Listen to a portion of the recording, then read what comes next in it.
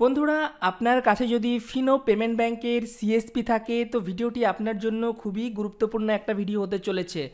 কারণ যারা নতুন ফিনো পেমেন্ট ব্যাংকের সিএসপি নিয়েছেন, এখানে প্রবলেমটা তাদের হচ্ছে, কারণ তারা যখনই তাদের সিএসপি আইডি লগ ইন করতে যাচ্ছেন তখন তাদের কাছে একটা টিপিন চাওয়া হচ্ছে।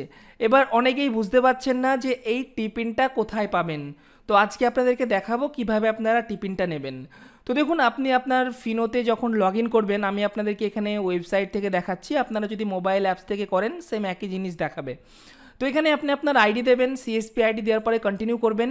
কন্টিনিউ করার পর আপনাকে পরবর্তী লগ ইন পেজে নিয়ে যাবে। দেখুন, সো এখান থেকে এরকম আসবে, এটা নো করে দেবেন। এরপর এখানে আপনার ইউজার আইডি চলে আসলো, এরপর আপনি জাস্ট এখান থেকে নেক্সট করুন।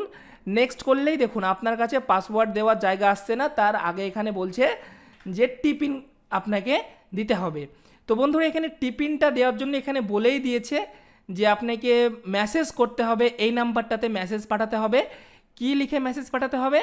বড় হাতে TPIN এইটা লিখে এই নাম্বারে মেসেজটা পাঠাতে হবে। সিম্পল, তাহলে আপনার ফোনে টিপিন ঢুকে যাবে।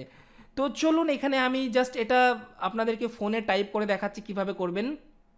তো দেখুন, এখানে আমি আমার ফোনের মেসেজ সেকশনে চলে আসলাম। আসার পরে এখানে ক্লিক করলাম। ক্লিক করে এখানে আমাদের 2 এর জায়গাতে নাম্বারটা দিতে হবে, মোবাইল নাম্বারটা, যে নাম্বারে আমরা পাঠাবো এসএমএসটা। তো 70220, আপনারাও কিন্তু এই নাম্বারটাই টাইপ করবেন, ঠিক আছে? 75556 এটা লিখবেন। লিখে এখানে সেন্ডে ক্লিক করবেন। তো আপনার এখানে মেসেজ টাইপ করার অপশন চলে আসলো। এখানে লিখবেন আপনি টিপিন, টি সবগুলো বড় হাতের, PIN। টিপিন লিখলেন। লেখার পর এবার তো আপনাদের স্মার্টফোন অনেকেরই রয়েছে, তো আপনার যদি ফোনে দুটো সিম থাকে তো এখান থেকে আপনি সেন্ড লেখা আছে, এখানে ক্লিক করে আপনি আপনার সিমটা সিলেক্ট করে নেবেন যে 1 নম্বর সিম থেকে পাঠাবেন নাকি 2 নম্বর। তো আমার সিএসপি নেওয়া আছে 1 নম্বর সিম থেকে, তো আমি এখানে 1 নম্বর সিমটা সিলেক্ট করলাম। ঠিক আছে, আপনারাও কিন্তু এভাবে করে নেবেন। দেন তারপরে এখান থেকে সেন্ড করবেন। তো সেন্ড করার সঙ্গে সঙ্গে আপনার এসএমএসটা সেন্ড হয়ে যাবে। তো বন্ধুরা, দেখতে পাচ্ছেন এখানে টিপিন লেখার পরেও কোনো আমার এখানে মেসেজ আসলো না। তো আপনি আরেকবার পাঠাবেন সেম মেসেজ, যদি একবারে না আসে, ঠিক আছে? তো আমি দ্বিতীয়বার পাঠাচ্ছি। দেখুন, আপনাদের এরকম হতেই পারে যে একবার টিপিন লিখে পাঠাচ্ছেন, এসএমএস ঢুকছে না, টিপিন আসছে না, তো আপনারা দ্বিতীয়বার পাঠাবেন। আমার দ্বিতীয়বার এখানে চলে গেল মেসেজ। দেখা যাক এখানে টিপিন আসে কিনা।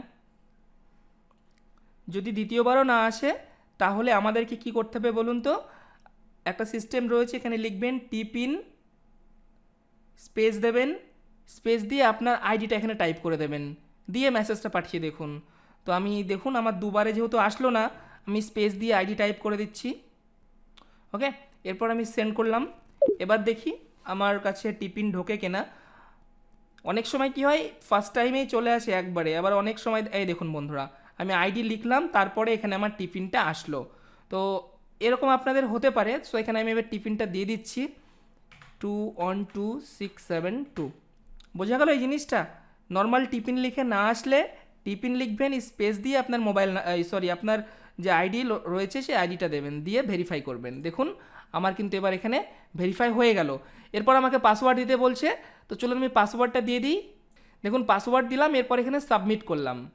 এবার দেখুন সাবমিট করার সঙ্গে সঙ্গেই আমাদের যে ফিনো পেমেন্ট ব্যাংকের ড্যাশবোর্ড বন্ধুরা, সেটা এখানে খুলে গেল। সো আজকের জন্য এই পর্যন্তই। দেখা হবে পরবর্তী আর একটা ফ্রেশ ভিডিওতে। ততক্ষণের জন্য আপনারা সবাই ভালো থাকবেন, সুস্থ থাকবেন।